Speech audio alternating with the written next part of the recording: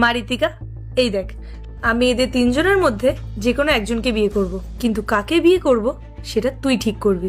তোর যাকে পছন্দ হবে আমি তাকেই তোর বাবা হিসেবে বেছে নেব। এই যে, ও হলো রাহুল, ও অনেক বড় একজন পুলিশ অফিসার। আরও ইন্দ্র, ও নিজস্ব একটা বিজনেস আছে। আরও রনিত, ও অনেক বড় একজন কার্ডিওলজিস্ট। এবার তুই বল, এই তিনজনের মধ্যে আমি কাকে বিয়ে করব?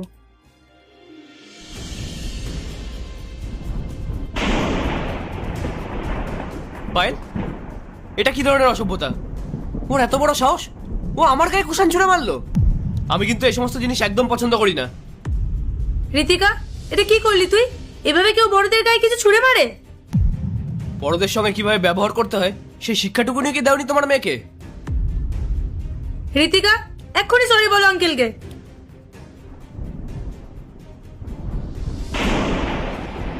ঋতিকা, তুই কি পাগল হয়ে গেছিস? আমি এই শিক্ষা দিয়েছি তোকে? এই তো সাহস তো কম না। পায়েল, ও কি কোনো ম্যানার্স জানে না? আমার দামি শার্টটা পুরো কুচকে দিল, একদম আনকালচার্ড। রনিত, ও কেন এরকম করছে আমি কিছু বুঝতে পারছি না। ঋতিকা, আমি তোমাকে এদের তিনজনের মধ্যে থেকে যে কোনো একজনকে পছন্দ করতে বলেছি, এভাবে অসভ্যতার মতো করতে বলিনি। আমার তো মনে হয় না ও ঠিক মতো শিক্ষা কিংবা সংস্কার পেয়েছে বলে। আমি একজন পুলিশ অফিসার, ও আমার সঙ্গে এরকম করলো। ডাক্তারবাবুর সঙ্গেও ঠিক একই কাজটাই করলো। পায়েল, এই সমস্ত বেয়াদবি কিন্তু কেউ সহ্য করবে না। প্লিজ, তোমরা রাগ করো না। ঋতিকা, এক্ষুনি আঙ্কেলদেরকে সরি বলো। তুই আমার মান সম্মান সব ডুবিয়ে দিলি। দেখেছো, ও ওনার সাথেও এরকম করলো।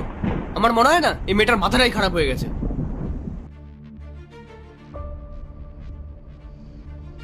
আপনারা এইটুকুনি একটা বিষয় নিয়ে রিয়াক্ট করছেন কেন? সামান্য তারা কুশানি ছুঁড়েছে, ইট পাথর তো ছোড়েনি। আমার মনে হয় ঋতিকা এরকম কেন করছে সেটা জানা প্রয়োজন। এইটুকু বাচ্চার উপর এইভাবে চিৎকার করাটা ঠিক না। আর পায়েল, তুমি তোর মা, তোমার তো বিষয়টা জানা উচিত ছিল যে ও কেন এরকম করছে। আর আপনি ডাক্তার হয়ে এইটুকু বাচ্চার সাথে এইভাবে ব্যবহার করছেন। আর পুলিশ সাহেব, আপনি এইটুকু বিষয় নিয়ে এত রাগারাগি করলে ডিউটি কিভাবে করবেন? আপনি কিন্তু ওকে প্রশ্রয় দিচ্ছেন, আর এই অসভ্যতামি আপনি যদি প্রশ্রয় দেন তাহলে কিন্তু ও মাথায় চড়ে বসবে। এটাকে প্রশ্রয় দেওয়া বলে না, বোঝার চেষ্টা করা বলে। এ নাও মা, কুশান এভাবে ছুঁড়ে ফেলতে নেই, গুছিয়ে রাখতে হয়। এবার বলো তো আমায়, তুমি কেন আমাদের গায়ে কুশানটা ফেললে? তোমার মনে কি আছে? ওর মায়েরই ভুল। নিজের লাইফ নিয়ে এত ব্যস্ত যে বাচ্চার দিকে তাকানোর সময় নেই। তার জন্যই মেয়েটা এত বদমাইশ হয়েছে। ঋতিকা, তোর কি কোনো সমস্যা হচ্ছে? তাহলে তুই আমায় বলতে পারিস। মা, তোমার সাথে আমার কিছু কথা আছে। ঠিক আছে, এক্সকিউজ মি, আয়।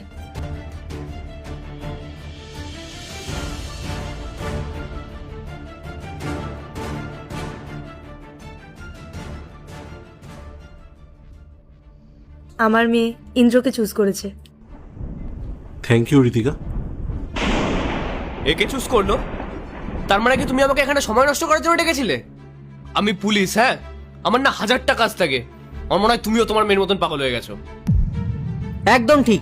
আমাদের এখানে দাঁড়িয়ে সময় নষ্ট করার কোনো মানেই হয় না। যা খুশি করো পায়েল, আমরা চললাম।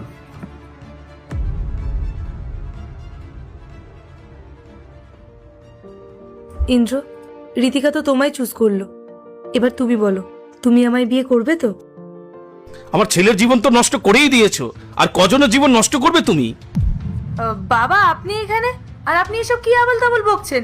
আপনি ভেতরে যান, আমি আপনার সাথে পরে কথা বলছি। এক মিনিট, পায়েল, উনি কে? আসলে উনি আমার শ্বশুর মশাই। আমি তোমাকে বলেছিলাম না যে আমার হাজবেন্ড আমাদেরকে ছেড়ে চলে যাওয়ার পর থেকে উনি আমাদের সাথেই থাকেন। আর উনি সবসময় আমার ওপর এভাবে চিল্লাতেই থাকেন। মাথায় একটু সমস্যা আছে ওনার। বাবা, ওর কথা বিশ্বাস করো না। আমি বলছি আসল সত্য। ও আমার ছেলের বউ ঠিকই, কিন্তু যেদিন থেকে ওই সংসারে পা রেখেছে সেদিন থেকে আমাদের সংসারটা ও শেষ করে দিয়েছে। ও আমাদের সব প্রপার্টি নিজের নামে লিখে নিয়েছে। আর আজ আমার ছেলে যে পৃথিবীতে নেই তার জন্য ও দায়ী। ইন্দ্র, তুমি আমার কথা বিশ্বাস করো, এসব কিচ্ছু সত্যি না। উনি আমাকে সহ্য করতে পারেন না, ওই জন্য এসব বলছে। আর কিছু বলতে হবে না পায়েল, আমি সবটা বুঝে গেছি। ঋতিকা কেন আমাদের গায়ে কুশন ছুঁড়ে মেরেছে জানো? কারণ ও চেক করছিল যে কার ধৈর্য কত, কার মনে ওর প্রতি ভালোবাসা আছে। আর তুমি নিজের শ্বশুরকে ঘর ছাড়া করতে চাও, আর নিজের স্বার্থের জন্য আমার তিনজনকে এখানে ডেকে এনেছো, তোমার একটু লজ্জা করে না? তুমি ঋতিকার সামনে এসব কি নাটক করছিলে? ও বড় হয়ে কি শিখবে? তোমার মতো নিচ মানসিকতার মেয়েকে আমি কোনোদিনও বিয়ে করতে পারবো না। ইন্দ্র, ইন্দ্র শোনো, এই বুড়োটাকে তো আমি পরে দেখে নেব। চল ভেতরে চল, সব তোর জন্য হয়েছে।